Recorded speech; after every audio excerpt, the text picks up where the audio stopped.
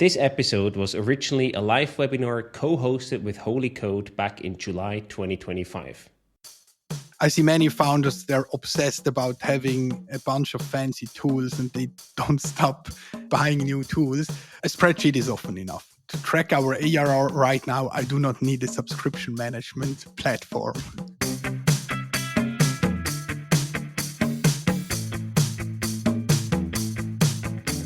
Welcome to the Swisspreneur Show, a podcast about startup stories and learnings from experienced entrepreneurs. If you enjoy listening to our show, make sure to follow the podcast and leave a rating. And now, here's your host, Silvan.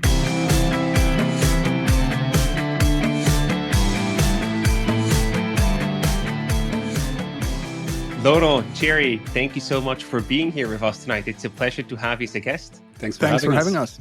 Jerry, I want to start directly with you. We met a while ago when we did the Swisspreneur podcast with you. You were still at Bexio. We came to your beautiful offices in Rapperswil. And now you're basically started a new company, Meier, and you went sort of back to square one. How does it feel to be back at square one as a founder and building a new company? Oh, it feels great, even if our office isn't as beautiful as Bexio's office. But however, it's amazing. At Meier, we're building payroll automations for mid-sized companies and scale-ups. And I'm privileged to work with an amazing team. And as you all know, like the first or the early stage of a company is, in my opinion, also the toughest one. But it makes fun, a lot of fun. Anyways, yeah, it feels great. You're happy to be back. I love that. And we're really glad that you're back because serial entrepreneurs, people like Laurent also did, who start companies and then start other companies. That's the best thing that can happen to the ecosystem. So thank you for doing that, Jerry. I think it's amazing. Pressure is on. Exactly.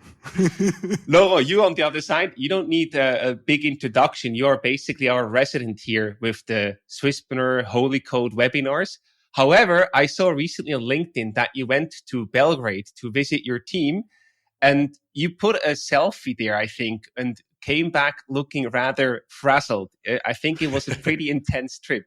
Yeah, what happened? Did you go to the club too often, or what happened in Belgrade? Actually, this time not. We usually try to go at least once to have some fun, but this time not. There was just so many things going on. You know, when I'm in Belgrade meeting the team, there's probably around 300 of us or 350 of us in Belgrade.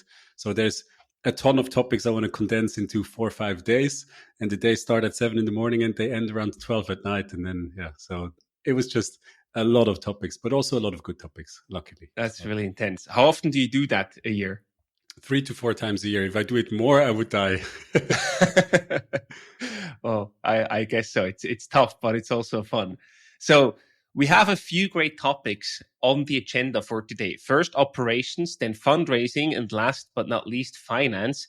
Let's start with operations. Jerry, this is a very wide term, operations. It can mean everything, but also not really anything. What does operations specifically mean to you in the startup context? So if you look at the company as a ship, like I would say the ship is the company, and like your map and your destination is your strategy, and like the engines or the engine room is operations. I think it's operations is what you need to execute on your strategy. And I would say like there's some different areas of operations. I would name the most important ones are like people operations, sales operations, or go-to-market operations. Then depending on the business models, like product and development operations, and of course, customer or service delivery ops. And we're going to talk later also about like finance operations topic, which is often overlooked in the early stages of a startup.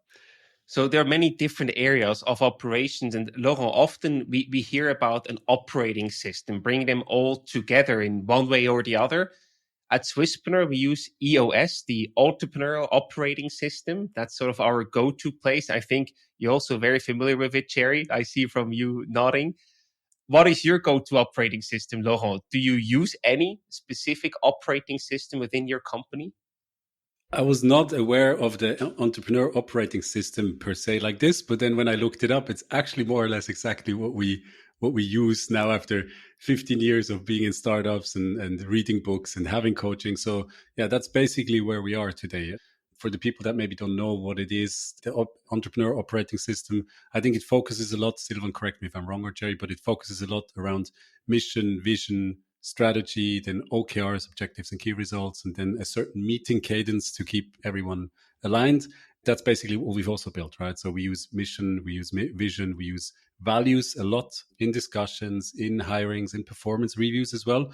And then obviously you have the strategy, you have the quarterly objectives for each team, for each company. And then we have a bi-weekly meeting cadence in most places. Some teams have it a little bit differently, but overall, I would say it's a bi-weekly that we use. And then within that, you have different meeting formats. You have quarterly all-hand reviews. You have weekly or bi-weekly team meetings, retrospectives, all of these things that we use. So it's quite a well-functioning operation, I would say, by now. I like these two aspects that you just described, right? I feel one is like the vision, the mission, and also the values I count in there, including then the strategy that comes out of it. This is sort of working on the business and not in the business, where you need to know which direction are you heading to with your team and the company. And then the meeting cadence and having one-on-ones and the retrospectives and everything else that you mentioned is more to make sure that you stay in sync. That's then sort of a bit closer to working in the business because you have to align, you have to talk and sync with each other. Jerry, is that a fair summary of the system? Yes, absolutely. And I think you missed one important part, like the rocks, or what Laurent called the OKRs, like having transparent objectives and results for everyone in the team. This helps a lot to create like transparency, but also like ownership, and is exactly what you need, like to get into execution. Because like it's great to have an amazing vision, mission, and strategy, but in the end, it needs to get executed. And what I really like about EOS, it's really helping a team to execute on your vision, on your mission, and to align the company around that. And yeah, I think when we talk strategy or execution, I think the saying that like 1% is inspiration and 99% is transpiration is right. So I'm definitely an operator focused guy. So tools like EOS really help like to bring things to reality. So in that sense, the OKRs, the rocks, are sort of the binding glue between the operational part and the strategic part of a business. Absolutely. I know we could probably spend 3 hours talking just about these different points, you know, that there's so much content, so much depth that we could go into. But let's focus on OKRs for just a second here, Jerry. How do you set your OKRs? Do you define them as a founder? Is it really like a top-down approach, or do you involve your whole team in like a planning session? How do you come up with the right OKRs that they are in sync with where you want to go as a whole, with your strategy, with your vision, but also accepted by the team who's then actually executing and building and working towards these OKRs? So we have like the EOS process in place, but like we shorten the cycles because like we are a very small team and we're very early stage. So we're 10 people. And so we do not need to have like a lot of alignment and a lot of overhead. So we really focus on building the product right now. But we define quarterly company objectives within the management team. So we've set our yearly goals for this year. So we're gonna launch the MVP this year. This is like the overall target, and then we break it down into like quarterly objectives and the product roadmap, and then the team has to figure out, okay, what is like my contribution to this company objective. And yeah, then usually this process takes less than a week. So we have on Monday, we discuss the company objectives, and then they discuss it within the team. And a couple of days later, like we have the whole set of of objectives for the whole company. So if I look back at Bexio when we were like around 150 people, of course, like this whole process has another dimension, but we do it pretty straightforward. And also I would say it's like, it's quite top down in these days, as we do not need like, we are very aligned. So it's more about like, okay, someone has to structure it in a way that we can just like continue executing. Makes a lot of sense. Now, from the 10 people team, Laurent, I think you have multiple hundred people working at Holy Code. How do you do it there, setting the right OKRs or rocks? I think, as you say, or as Jerry also said, if the team is bigger, it becomes more complex, right? So when I was at Bexio after Jerry, I would say there's a way you do it in good times and there's a way you do it in bad times. And in good times, let's say at Bexio, the way we did it was the team would come up with OKRs that were brought into management. Then management would define what are the yearly OKRs that we want to go after out of these ideas, bring it back to the teams, and then the teams could give their final input. But in the end, that was more or less it, with a couple of suggestions. And then on the quarterly base, etc., they could then set up their own OKRs within the team without management approval. That's the good time scenario, right? The bad time scenario, which at Holy Code, I mean, the last 3 years have not always been easy when we started here. So I would say the first 18 months, it was much more, let's say, stormy times. And then I think we turned it around. Then it's really more of a top-down approach. So we as a management, based on what we knew, came up with OKRs that we think are really relevant for the company. The team was able afterwards to give input, but there was no, integrating all of their ideas in the first place, because it's just at the point of as a company where you just need to execute against a few things and everything else does not matter at that point. Now that the times are a bit better, we changed it again. Now again, the team brings up their ideas, management collects it, creates the yearly OKRs, goes back to the team to get their feedback, then sets them in stone, communicates them, and then the quarterly OKRs each team does by themselves, with me double checking for every team whether they are really aligned with the methodology and our yearly goals at this point. So it's a bit of a mix. That makes sense. Thank you for sharing that. It's really interesting to learn how this works at different scales. Jerry, once you have the OKRs, then it's also a matter of keeping track of them, making sure that usually it's a quarterly time horizon, that you give yourself time to execute on them and to achieve them or get at least closer to them. How do you check in along the way? How do you make sure that you stay on track and you actually deliver what you set out as an objective? So we have weekly check-ins where we go through all the objectives. And if something is off track, like we raise an issue and we discuss, okay, what has to happen to be back on track. So we do on a weekly basis. And then we have once a month, we have a team meeting where we also do demos, and like the engineers, especially, they show like the results of their work. I think these are like the two most important meetings to keep track. We write down everything in Notion, so you can log in anytime and see how we're doing. So you're fully transparent in that sense. I think that's a really key part, that people see, oh, here's something off track, and then can already take action without having you telling them, basically. Absolutely. And I think it's also like, it's part of our culture, like if something is off track, this happens all the time. It's not about blaming someone.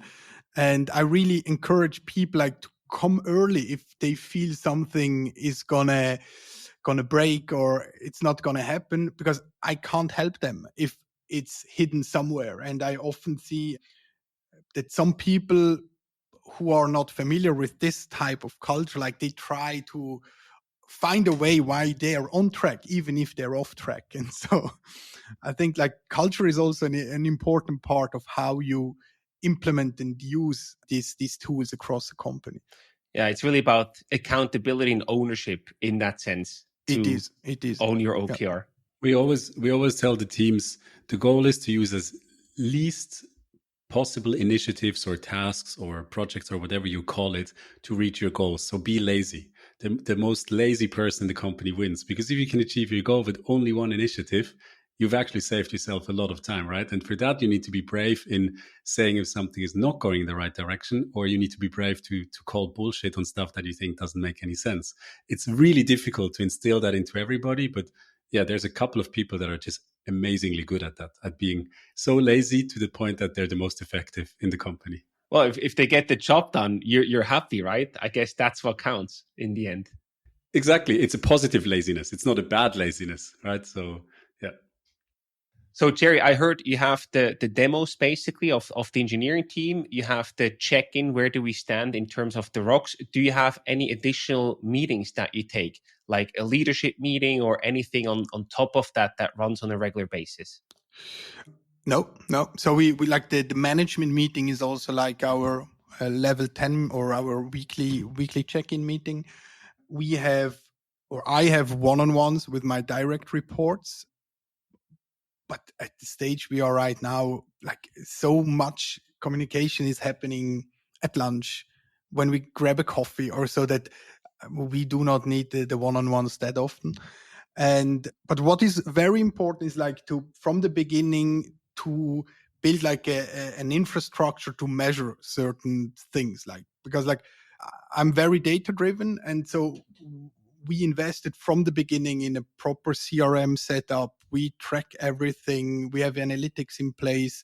We do structured also like research and user feedback. We try to have access to all the data to track progress, but also to make decisions as we progress, because like in the early beginnings, we're looking for product market fit, right? So we really need to fail fast, and to know if we're failing, we need data showing us that we're going in the bad direction. And we're also setting up like a proper financial reporting from the beginning, because I know if you implement that later on, it's much harder. You do not have to have an SAP in place or so, but just like what are like the three most important metrics you want to have a look at. And that's like also part not of EOS, but of course like my management operating system is having access to the data to take the right decisions.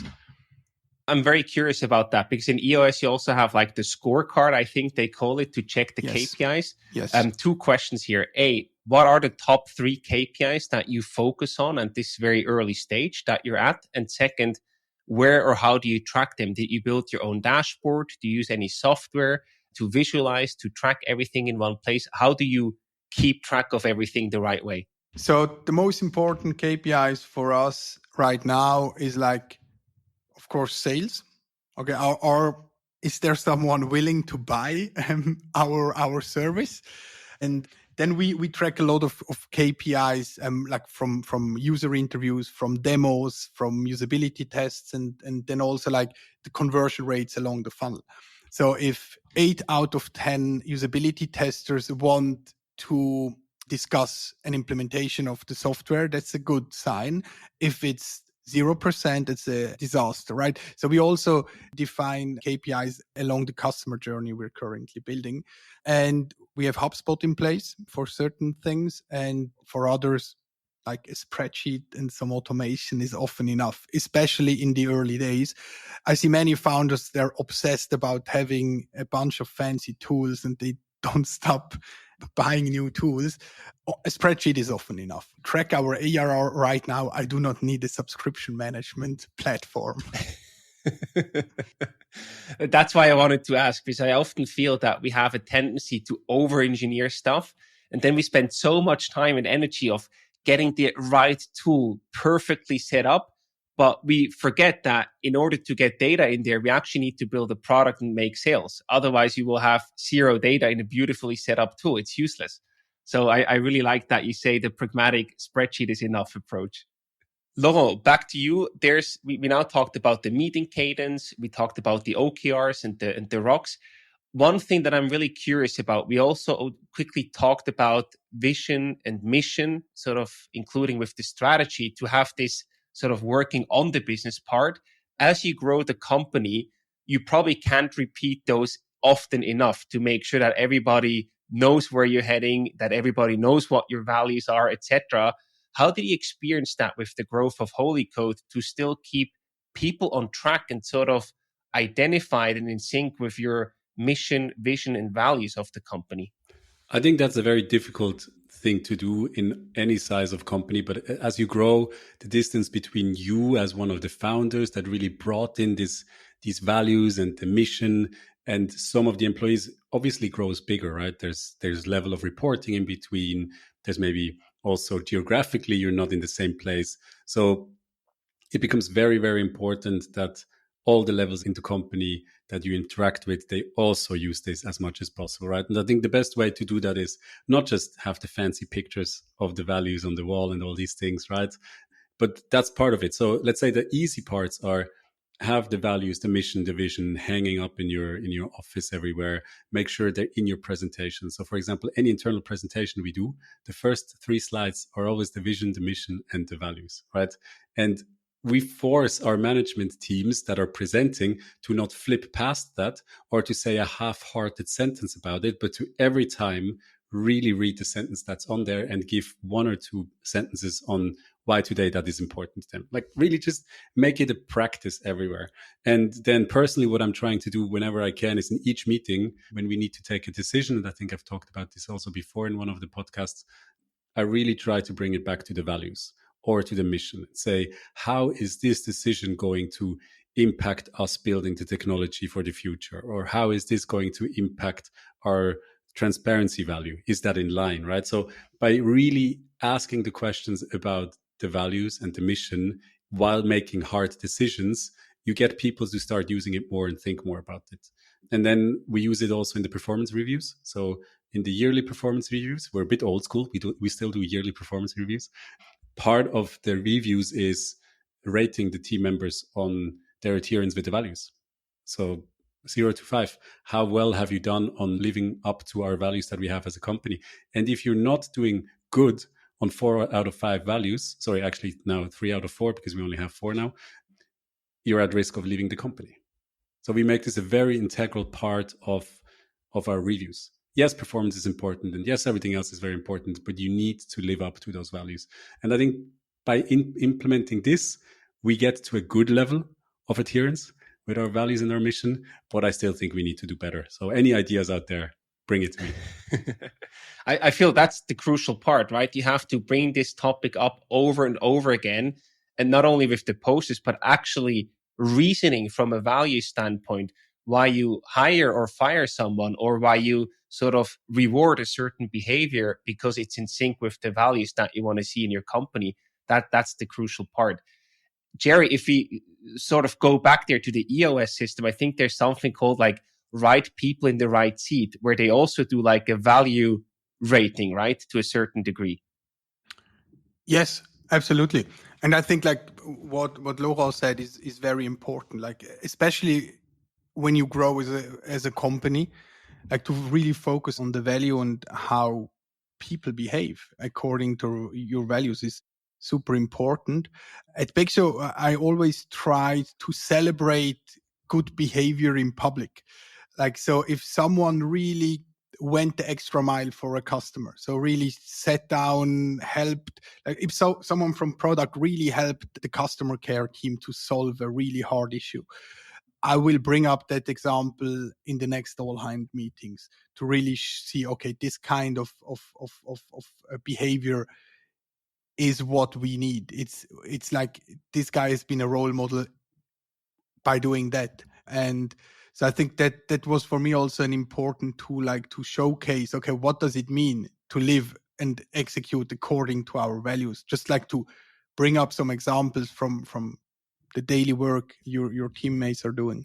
Jerry did an amazing job there, because when I joined Bexio after him as the CEO, those were big shoes to fill, because even in management meetings or in other meetings, people would say at certain points in the meeting, you know, Jerry would have now said that we should look after this and this from a customer's perspective, or Jerry would have said. So it was very clear that Jerry had built with his other founders a system or a team where people were using a certain way of thinking about it. So, I mean, Jerry, I've never told you that, but that in the beginning, it was really impressive to see for me that, you know, the team really had this way of looking at what would Jerry have done and how would he have thought about this? And he would have seen this through a customer's lens that I found very impressive. So even if it was a 150 people company at that point, you somehow managed to instill that into them. That's super impressive. Did that also make your job harder, Laurent? Because you were not Jerry anymore, coming as the external CEO, so to speak. Yes and no, because the thing is,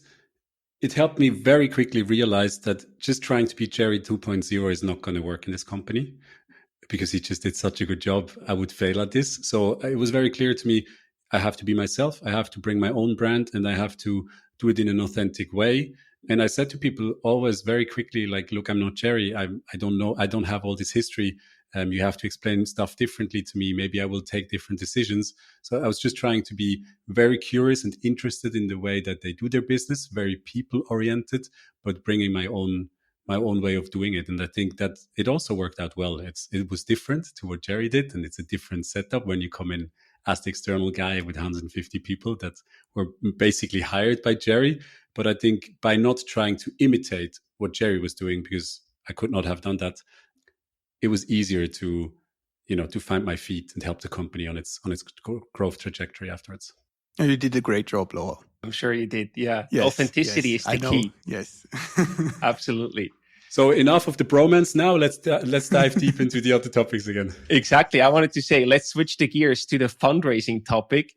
Jerry, you raised about 12 million, if I'm not wrong, with Bexio in about 4 rounds. And often fundraising becomes a full-time job for a CEO or a founder, basically, of a company. Did you experience it as like, okay, I have to run the company, but there's like a second full-time job, which is called fundraising on top of everything else that you were doing? Yes. So actually we raised more than 20 million at Bexio, and I spend a lot of time raising funds. I was lucky to have board members who always told me, look, we're going to raise funds and you're going to do nothing else. And you really need to make sure we're not going to lose any traction. So sales has to be in top shape during fundraising, and everything else, you do the fundraise. That's it. And I would say one very important decision was to hire a CFO right before we started raising for the Series A. So he was kind of my wingman. So he was not, I was still the guy selling the company to investors and doing the fundraising, but he was the perfect wingman. So he prepared all the documentation. He took care of the data room. He built the financial model. He polished the slides. And this helped me a lot to really focus on like the investor relation, but also to run the company, because like you still need to be visible and valuable and approachable within the organization. And then I think another important part is to not become like a bottleneck in your daily operations. I often see early stage founders who are highly engaged in sales. Of course, I'm also very engaged in sales right now. But as soon as you start fundraising, you need to make sure that like your sales pipeline isn't collapsing, because like that's the worst case. You're fundraising and they ask, okay, what are the current numbers? And they all go southwards. And that's like a disaster. You really need to prepare for that. And also like to try to organize the go-to-market and everything to enable you to raise funds, because like you will also, especially in the hard times, you need much more time and resources to raise a round that you like to. And I mean, you want to keep the momentum. That's why the sales part is so important. CFO, I get it.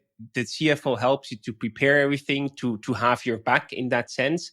But how did you set up the sales part to not have dropping numbers when you were so busy switching from selling less probably to selling shares of the company in that sense? I think seasonality is one aspect. You can, depending on the business model, of course.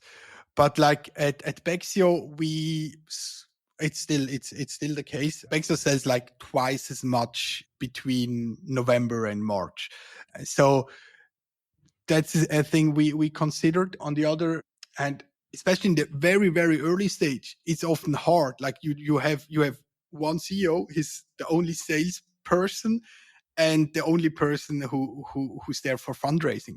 So then you just need to do both at the same time. But as soon as then your company grows and is preparing for Series A, it's just about having people to take care of everything else, really, to have like maybe a founder associate or a similar role who's only there like to enable you to be much more productive and to focus on the important stuff. I think getting away from founder-led sales as early as possible in the journey is super important. By that, I don't mean that you as a founder should not be doing sales anymore, because you want to do that. It can give you an extra kicker. It's a bit of an insurance policy against bad sales performance as well. And especially it helps you understand really what the client wants, how you found your product market fit and how you grow it. But you need to get away from founder-led sales as early as possible on the journey, because what if you have an accident, or what if you're stuck in a financing round that takes longer? It cannot be all on your back, and that's super difficult to do. But yeah, I think it's one of the key things in the early stage to get it right. This episode was brought to you by Google Cloud, a partner that needs no introduction. What you might not have heard of, though, is that Google offers a Google for Startups cloud program where they give you access to startup experts, technical training, business support, and cover your Google Cloud costs up to $200,000 for 2 years, or even $350,000 if you're an AI startup. Scale your startup faster and smarter with Google Cloud. Head over to goo.gle/Swisspreneur. Jerry, what would be your recommendations to get away from that founder-led sales? Because you have two advantages, right? One is you are the founder, you are the CEO, so people love buying from the founder or CEO, or at least taking a meeting with you. So you have a bit of a joker card in that sense. And the second one is you have so much implicit knowledge that is simply probably not everything is documented the right way in the beginning. So it's really difficult for someone to be able to compete with you early on as a founder when you do sales. How did you manage that transition to get away from founder-led sales? You need to hit initial product market fit as soon as possible, because like I think that's like the secret power of a founder is like to be able to do sales, but also to understand how you need to build a product while doing sales. Here at Meier, we started doing sales before having a product, and I think this would be very, very hard for like typical salesperson. But as soon as I see like, okay, we haven't changed our messaging on a weekly basis, our positioning, our ICP becomes much clearer. I see a certain degree of repeatability in our sales motion. This is the moment when I should hire someone. And of course, this person should be a fit in the current stage of the company. So maybe not a top AE from Salesforce, but someone who feels great with this high level of an uncertainty and a little bit chaotic way.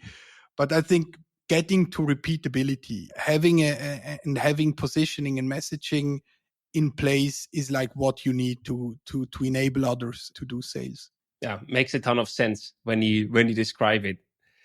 Laurent, back to you. I have a follow-up question there. You have built multiple companies, you have raised funds, you have exited companies.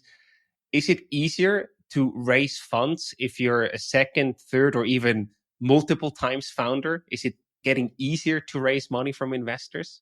Yes, that's the very simple simple answer. I mean, for a lot of reasons. The first one being, obviously, I mean, in Switzerland, it's also depending on how successful you were. Let's say in America, that doesn't count for that much. You can also have failed 4 times and still investors would be more likely to give you money, because failure culture is being seen a bit differently there. But overall, you've built a network in your first or second or third try. You've probably built a followership of investors that actually profited from you and would be more than willing to look at your next deal. I'm not saying investing. They usually say they will, but then they look at it and then it still has to work out. You've learned a lot along the way. So the way you present your second, your third, or your fourth company is going to be much better than the way you've probably present your first company to the first investors. You can maybe even bring in your own money at the beginning, which makes it a little bit easier to get to a certain point where you can convince investors easier that your product is actually worth investing into. Like, there's a ton of other things that are connected with it. You will also build a better team usually if you found the second or the third time, because you have more experience, you can bring on more experienced people from the start. So there's a ton of reasons why this is the case. But yeah, absolutely. Serial entrepreneurs or second or third time founders will have an easier time raising money. It's not easy, but it's easier. I like that. Not easy, but easier. Perfectly said. If anyone has a questions to these guys here, to Jerry or Laurent, about operations, fundraising, or funding, just drop them in the comment and we will pick it up at the end. Just a quick plug for anyone who would like to also ask a question here in this round. Jerry, back to you. We talk about fundraising, but the first question you actually have to ask yourself is, when does it actually make sense to raise money? Especially these days, there's a big discussion going on of, do we even still need investors? Should I still raise money or just try to bootstrap as long as possible, leverage AI to get more done with a small team? What is your take on that? When does it make sense to raise money? And is that changing in any ways today compared to when you built Bexio? No, I think it's going back to the days we've built Bexio, because when we started Bexio, it's more than 10 years ago, fundraising was really, really hard. And then, like, I would say in the years 18, 19, 20, 21, like VCs invested in almost everything, also in a lot of non-VC cases, and a lot of companies were funded who just don't have a business model for venture investment. However, I think that's going back to normal. And like AI, you mentioned AI, is also changing the game a little bit. But I don't believe in this, okay, we're going to see soon the first one person 100 or 100 million ARR company. I think that's going to take more time. But however, in the end, it really depends on two things if you should raise funds. First, on your business model. So what are you building? So a venture investor typically looks the 100x potential, because like they do a lot of investments, a lot going to fail, and these investments work out, should like return the whole fund and on top some proceeds. So and the second thing is like the market. What is like the potential to match the return expectation of a venture fund or an investor? And if you let's say LLMs as an example, like they require huge upfront investments, but they have a huge return potential, even if the business model isn't that clear right now. But it's clearly a business model where you need to raise funds, right? But if you let's say you build an AI consultancy or an agency consulting SMEs on implementing AI tools, you can just start if you have a computer and that's it. So you don't need big upfront investments. You can bootstrap it easy. Of course, the business model is, in terms of scaling, has some limitations. You will also always need to hire more consultants or whatever. So it's not like it's not able to scale globally and also not rapidly. Or we talked a lot about Bexio. Bexio is also a business model where we needed a certain upfront investment to build the software. And then like a software as a service business model selling subscription is also like the characteristics that as soon as you start growing very fast, you burn a lot of cash, right? So as the faster you grow, the more cash you burn. And because you're selling subscription. So if I pay $500 to acquire you as my customer, and then you pay me $50 a month, I need 10 months to recover my customer acquisition costs. And I need to bridge that time with cash. And this is also why certain business models, they don't work in a bootstrapping way. They need funds. And I think these are like the most important things you should look at. But then you should also ask yourself as a founder, do I want to have others on my cap table? Because like an investor isn't just someone who gives you some money. They have a strong opinion what you should do. And I remember when the first company I've built was an agency, we bootstrapped it. And at one point we said, okay, next year we don't going to grow that fast because like we need to consolidate a little bit. And someone wanted to make like 2 weeks more of vacation. And so it's like, okay, let's just like But that's not going to happen if you have a VC on the board, right? Because no way, yeah. never, ever. And so it's also like a personal decision. If you feel comfortable having others on your cap table, on your board, and you're not the only owner of the company. Like you're in the end, in a venture case, like the founder CEO is a small minority shareholder, of course, a very powerful one, but it's not your company. So I think that is something you should also consider. And I think, so I always say that as well. I mean, everything Jerry said is obviously spot on, but I also think you can always change from bootstrapping to getting investors if you have a good business that is investable, obviously. But it's almost impossible to go from a company with investors back to being, bootstrapped and running your own way. So this is a one-way decision, and be really careful when making that you're up for what's going to come your way once you walk through that door, right? Very good point. Yeah. Last month, we also had a really good discussion with Nenad, with your co-founder, Laurent, and he said people often think that they will work less because of AI, but actually that's not true. We thought the same when the computer came along, and your output will actually have just more leverage. So in the same amount of invested time, you can get more stuff out, basically. And if we think about that from a fundraising perspective, that's also really interesting, right? Some people say you don't need investors anymore, et cetera, et cetera. That might actually not be true. It might be the opposite, that if there's a bigger leverage with AI in your company, proven to be true, of course, because there's also a lot of hot air out there, your invested capital then comes with a bigger leverage. So your returns might be even disproportionately bigger than before AI.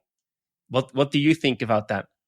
That could be. I mean, that could be in the end. I think money is fuel to grow faster, right? That's all it's supposed to do. Investment money. It's supposed to help you grow much faster to capture more market share. So if by using AI you can grow faster, and by deploying more money towards that, you actually can grow even faster. If you can, I don't know, right? That depends on the business case. I think it will fuel this even more. That's definitely the case. I don't agree 100% with Nenad there. We have these disputes a lot lately, not in a bad way, but I listened to Andreessen Horowitz podcast where they said the software development industry is a 3 trillion market globally. 3 trillion software development. I think we have 16 million developers worldwide. So their assumption is AI is going to make all of them 50% or even more productive. So basically what they're saying is we will unlock another 3 trillion value in the software development industry that we can then assign into creating more valuable companies. Great. But are we realistically believing that in the next couple of years, we can build 3 trillion worth of businesses on top of what we have today by using AI, right? I think that's where it becomes philosophical. And that's where Nenad and I differ a little bit in opinions, because he says, yes, humans are creative. We'll figure this out very quickly. And I'm usually saying it takes longer. It's a bit slower. You will be more productive, but we will need less people until we actually catch up with the growth of the economies and everything. So we have different opinions, and it's a bit philosophical, but yeah, I think it's the same for investment into AI companies. Some will go off like rockets. The majority will not profit that much from it, in my opinion. I'm really curious, but that sounds like a very healthy discussion that you have there between you and Nenad. So I'm curious to get Jerry's take on that. I'm more on the Laurent side. Optimistic, but I try to stay realistic. At the same time, we're working a lot with AI. But I also see the current limitations, and it will take more time than we expected. It's always, I think it's always the same when we have like a new breaking technology. But the potential, I think it's really hard now to see what will change in 10 years. So I think we underestimate what's going to happen in the long term, but we overestimate what's going to happen in short term. A classical human fallacy in that sense. That's just how we are wired.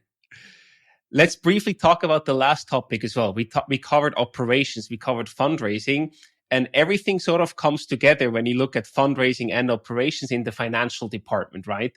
Laurent, when was the point when you guys were like, okay, now we really need to get serious about our finances? You brought in someone, you outsourced it. When was that point when you realized, okay, we have to have the house in order there? Oh, man. Yeah. So I would say this has been one of the only mistakes I've done repeatedly as a founder. I mean, I do a lot of mistakes, don't get me wrong, but I tend to not make the same mistakes too often. But getting finance set up properly has been a curse. I've always done it too late because I felt I can cover it myself up to a certain extent.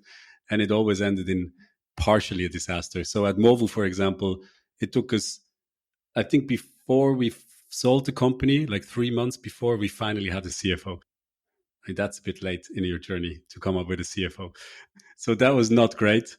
Also, we were factually 4 times bankrupt because I was the CFO and wasn't probably doing the best job in managing this. And at Holy Code, we just hired a group CFO 7 days ago. So after 11 years of running the company and 420 employees, we now finally have a group CFO that actually is a CFO and not my nose that is pretending to be one.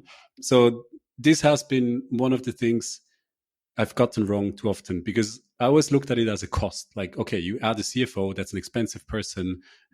They're not really adding that much, productive value. But I think that's the wrong way of looking at it, right? What they do is they reduce a lot of the risks in your business. They can make sure that your cash flow is more positive, and cash is oxygen to any startup. And they just take a lot of things off your table that are in theory catastrophic, but not very likely to happen. But still, someone needs to make sure that these things are not going to happen to you, right? So yeah, this has been a very clear mistake I've been doing in the past up until now. And I very clearly see it now after last week's hire that this is something you should address much earlier. The way that Jerry talked about it before, I think is much better. Set up your finances as early as possible.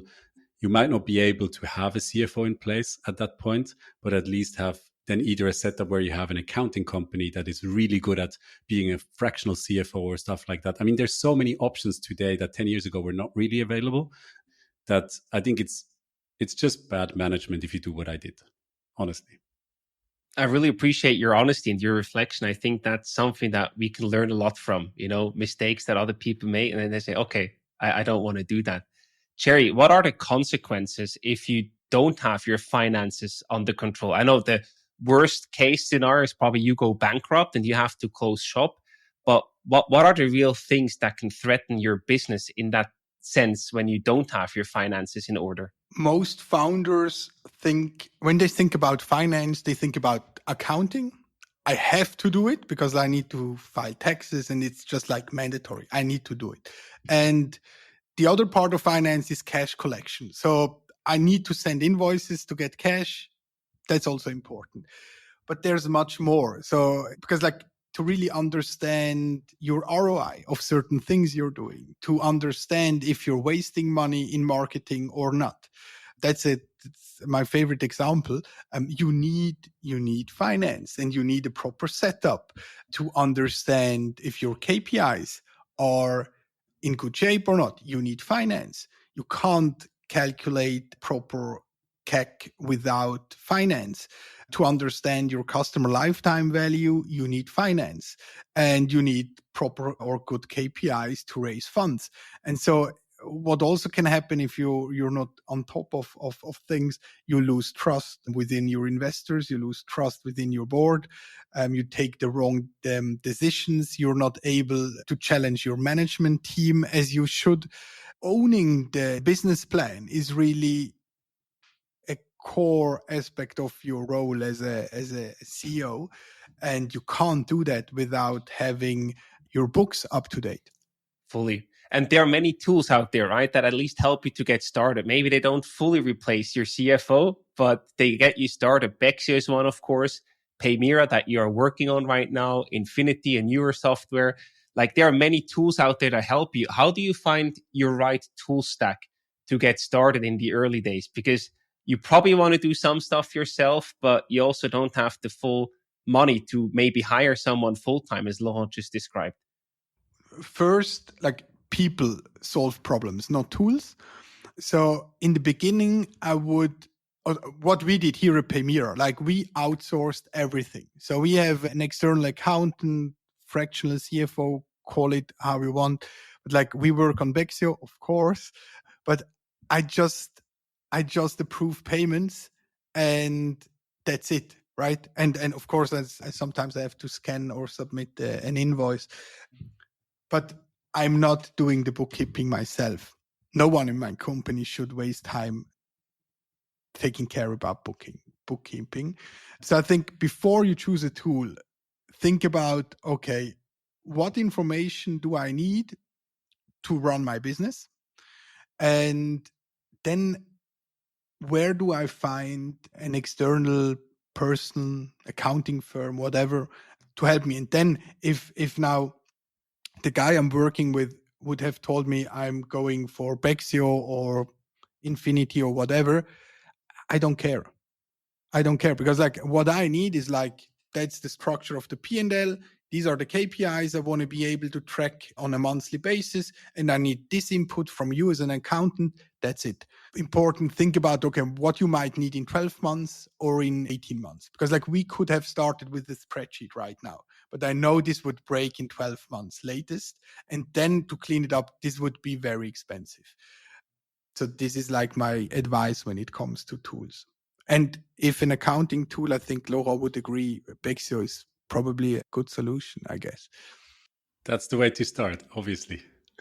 No, I think it's very nice, like this practical view of what you need and how you should think about it. I really like that approach. Guys, I think we could go on for another hour, but we're almost at the top of the hour. So I have one last question for both of you. Let's start with you, Laurent. Now we talked about 3 different disciplines, right? Operations, fundraising, and finance. If you had to choose one of them to focus on and to say, this has the single biggest impact on the success of my business, which out of these 3 would you choose, Laurent? Operations. It's the engine of your company. If this doesn't run well, you can have the best finance guy. He's just going to tell you to cut costs. You can do as much fundraising as you want. Nobody's going to invest. Spot on. Jerry, what's your take on this? Operations, 100%. It's the only execution is the only thing what matters. Very well said. Guys, it has been a pleasure. Thank you so much for your insights and for your time today. I hope you inspired many people with your experience share. And I really appreciate you coming here live with us today. Thank you for your time, guys. Thanks for having us. Thanks.